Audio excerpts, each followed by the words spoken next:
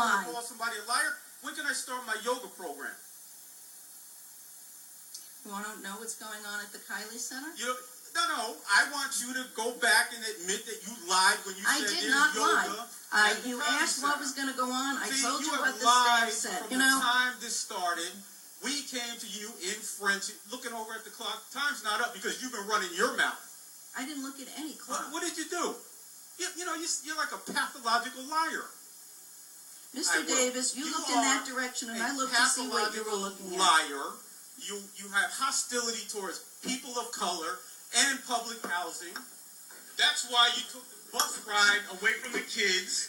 That's why you charge $10 to kids to use the Kylie Center. Okay. You are a racist lowlife. Thank you. Okay. And the fee.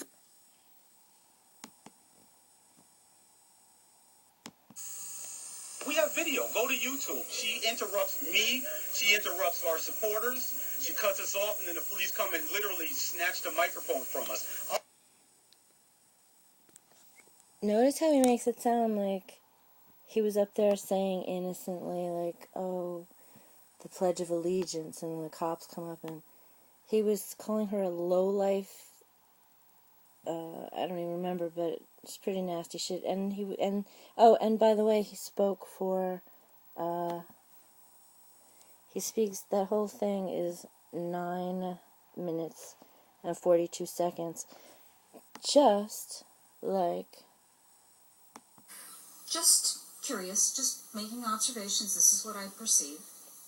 And then I saw that Daryl got up to speak, and again, he was held to his 5 minutes, and then someone got up to talk about a puppy, and she talked for 9 minutes and 41 seconds. I timed her. This woman is such an actress because I spoke for 6 minutes, if you include handing some papers over to the council, 6 minutes, 20 seconds. And the point is that this particular night, on May 28th, he did only speak for 5 minutes, almost as if they choreographed it. He stopped talking 5 minutes to the second. Of course, I was curious. That's the only reason I timed it. I'll listen to this crap more than once, but they're dragging me into their little theater, and I just find it absolutely reprehensible. These little lies, I'm like totally OCD about little lies. It's ridiculous. And I sent her a message and told her as much, and they, they don't care. They've like set this up to go this way. So that's why I find it amazing that he'll say